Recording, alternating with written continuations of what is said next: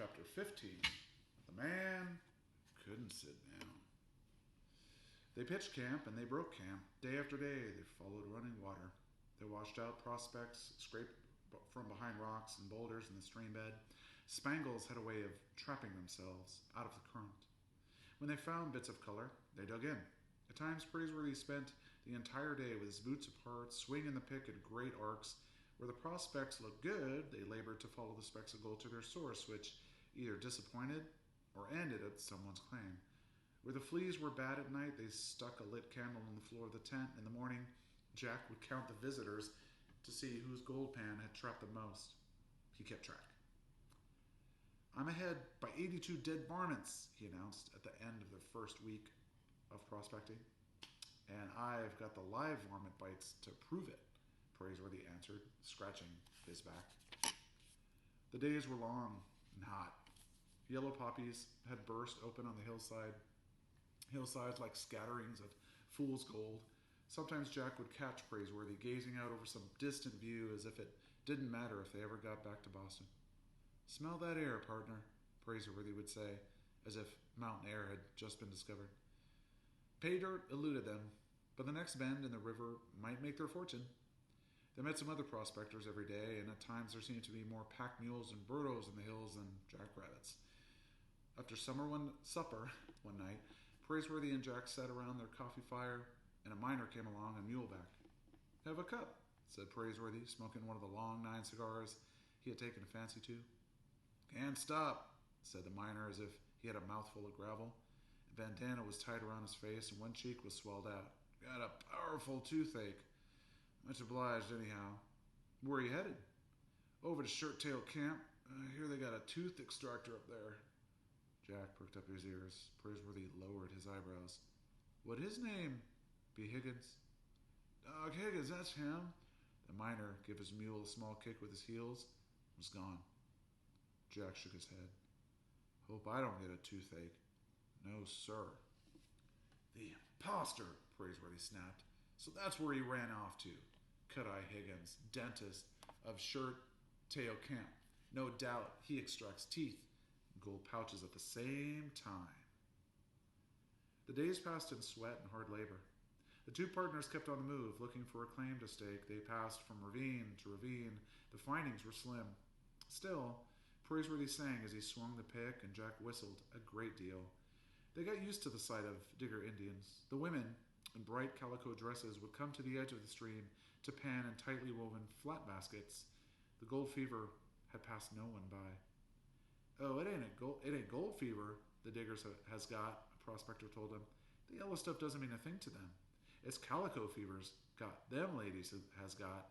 And the men, they got serape fever and red sash fever. That's what they trade their dust for, poor devils. They do like to dress up, don't they? Like a bunch of young'uns."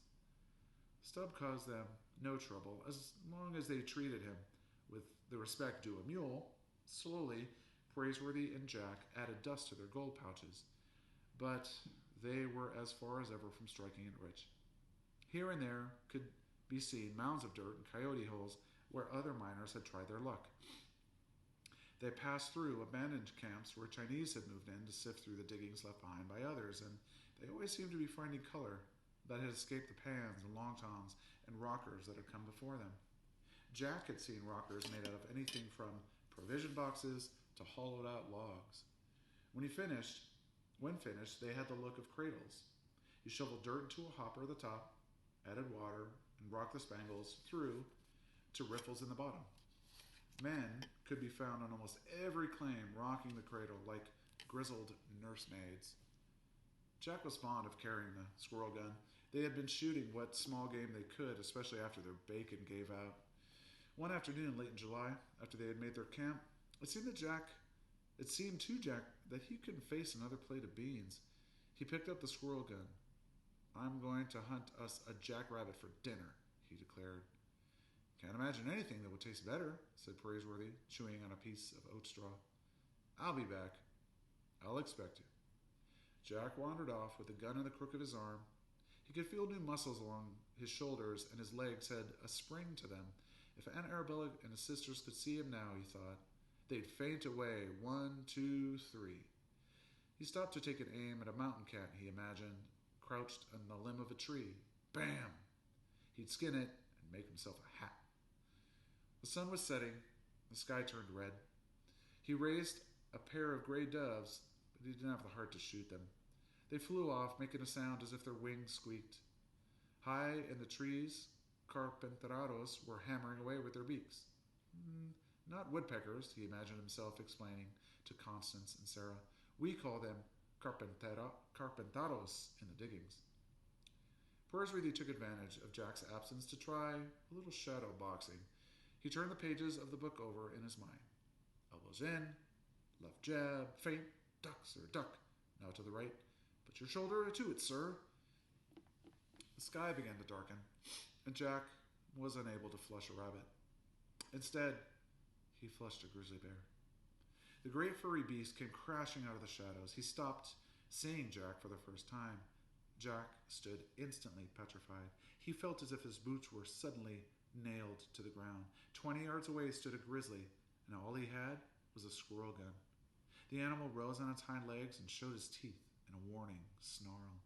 Jack tried to remember the things Mountain Jim had once told him about trapping grizzlies, but he didn't have a trap. He just had the squirrel gun. And the brute would brush off a squirrel shot like so many flies. The grizzly opened his mouth wider, dropping to some half-chewed acorns, and roared. I'm done for, Jack thought. Done for. He got his feet to move. He began to back up. Light was fading quickly. The grizzly dropped to all fours and came rolling forward. And then he stopped, for Jack had suddenly disappeared from the face of the earth. He had fallen down a coyote hole, squirrel gun and all. The bear went up in his hind legs again and peered everywhere. He snarled, he roared.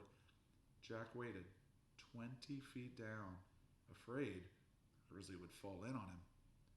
Then the sound of the carpintaros bearing acorns caught the beast's attention. He went crashing away to go climb a tree.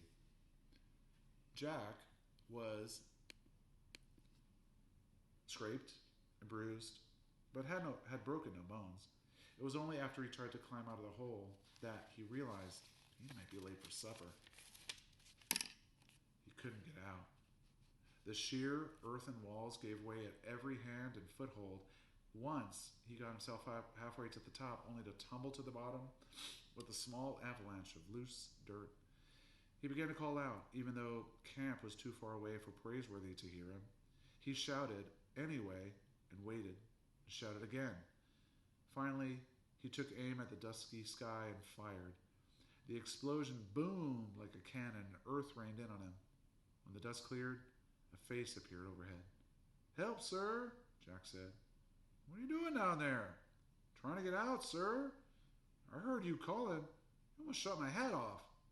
Sorry, sir. I'll throw you a rope. After a moment, the rope tumbled in on Jack. He took a firm grip, hung on to the squirrel gun, and the stranger pulled him out. Jack planted his feet on solid ground and heaved a sigh of relief. He was dirt from head to toe.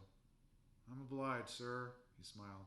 Why, you're just a lad, the man said, coiling the rope and hanging it in the saddle of his horse. And then Jack took a look at the stranger. He was a big man with worn boots and a white coat, a white linen coat, cut-eye Higgins coat. Jack backed away, almost stepping in the coyote hole again. What's the matter, boy? You look like you've seen old Scratch himself. Jack's heart was pounding. I know who you are. You're a road agent. Now, that's a fact, the man laughed. But I've retired from the road agent profession. That's a fact, too. The boys was all shot, hung, or lost their ears. I got away with a load of buckshot in the seat of my pants. Why, I ain't been able to sit down in a month. Me and my horse, we both walk and hunt grizzlies. I'm reformed, that's a fact. You ain't seen a big fellow around here, have you? I've been on his track for 2 days. Jack got a grip of himself, but kept his distance. I bet you're still out hunting for Dr. Buckbee's mine. Mine? What mine is that, boy? Jack blinked. Didn't he know? Hadn't he ripped open the lining of Cut-Eye Higgins' coat? Jack found himself leveling the squirrel gun. You pointing that thing at me? The reformed agent laughed. The reformed road agent laughed. Yes, sir. Now that's no way to treat your benefactor, is it? You stole that coat you're wearing, didn't you? I reckon I did. Belong to a friend of yours? Why, it gives me a bad conscience to wear this coat, although I was awful fond of it. I'd appreciate it if you give it back. Always too tight on me anyway. Oh, he peeled off the linen coat and threw it toward Jack. Jack let it lie on the ground, even though he could hardly wait to get his hands on it. The map must still be sewn up in the lining. The man took the halter of his horse. Now, if you'll just let me walk away without shooting, he smiled, I'll be obliged. Sure you ain't seen a big grizzly rock around? The price they're paying for bear steaks, he's almost worth his weight in gold. He just left, said Jack. Then I'll be going. The ex-highwayman started away and then turned with a final laugh. Boy, the next time you point that squirrel gun at a bad hombre like me, you really ought to trouble yourself to reload it first. Good luck, boy. Jack's face reddened under the layers of dust. He watched the man disappear through the trees. He was sorry he hadn't been more polite to his benefactor. Thank you, sir, he called. Praiseworthy was just getting up to look for his partner when Jack burst into camp. Look what I've got! Praiseworthy peered at the white bundle Jack had made of the coat. If that's a rabbit, I'll eat beans. It's Cut-Eye Higgins' coat! Jack quickly told of a meeting up with the grizzly, falling into a coyote hole, and being pulled out by the reformed road agent. Just as quickly, Praiseworthy unclasped his knife and ripped open the lining. They laid open every inch of the coat. They examined and re-examined it. And then, Jack's excitement died away. There was no map. There had never been a map sewn into the lining of the coat. The scoundrel deceived us, Praiseworthy muttered. He never lost the map to those highwaymen. It has no doubt taken him to Shirttail Camp, and he may not have located the mine yet. Otherwise, he wouldn't bother to pull teeth. Put some beans on the fry, partner Jack. The first thing in the morning, we'll start for Shirttail